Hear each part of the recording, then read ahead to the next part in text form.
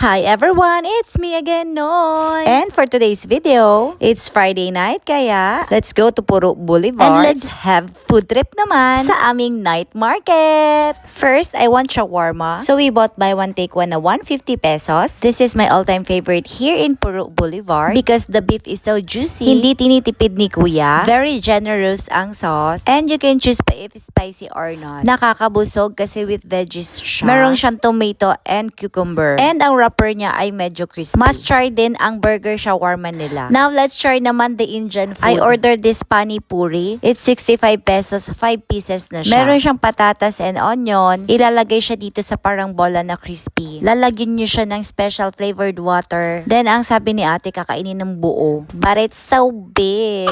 Pero very thin lang naman siya. It can easily crack naman kapag nakain nyo na siya. So, I'll try another one. Very crunchy itong bilog. Then, malalasahan mo yung patatas. Then, nag-complement yung onion. And may bago akong na-discover, guys. Nasa may dulo na ito ng night market. Pero deserve ni Kuya na magpwesto sa may entrance, I swear. Ito daw ang tinatawag na salad juice. For as low as 35 pesos, super sarap niya, guys. Lasang-lasang, hindi siya tinipid. Super nagustuhan ko tong mango tapioca. Next, natuwa ako dahil may xiaolong bao. Kaso, ito pala yung xiaolong bao na may flavor. Next time ko na lang to itatry. Kasi kota na ako sa sugar. Then, biglang naputol ang aking food trip dahil out of the blue, umulan. Walang abi-abiso, biglang bumuhos ang super lakas na ulan. Yung wala ka pang 10 minutes, biglang bumaha. So, basang-basa ang pantalon ko, guys. Talagang ngayon pang Friday night. Nakakaawa naman tuloy yung mga nagtitinda dito. Kasi around 7 PM pa lang to, guys. So, mga after 30 minutes, tumigil na yung ulan. Nagtry naman ako ng pusit for only 25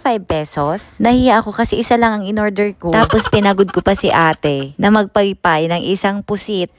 Pero guys, ang sarap nito. Ang lambot at manamis-namis. Masarap din yung suka pero super anghang. Fresh daw to from Masbate. I ask ate nga kung pwede itong i-take out. Like ipapaihaw ko na then breakfast ko tomorrow. Kaso sabi niya baka tumigas na daw. Pwede ko daw bilhin yung hilaw. Kaso hindi ko naman ma-perfect paano ito iprito. Kasi pumapait din ito pag prinito mong matagal. At ang huli kong kinain ay ang grilled balut. 40 pesos ang isa. I'm not sure kung 3 for 100 ito. Anyways, lagi ko tong kinakain kasi super sarap niya. Meron siyang chili oil na toppings. Pero hindi naman yan maanghang. Manamis-namis siya. Then, nilalagyan siya ng suka na may maraming pipino, I guess. Pipino ba to? Or white onion. Basta masarap siya.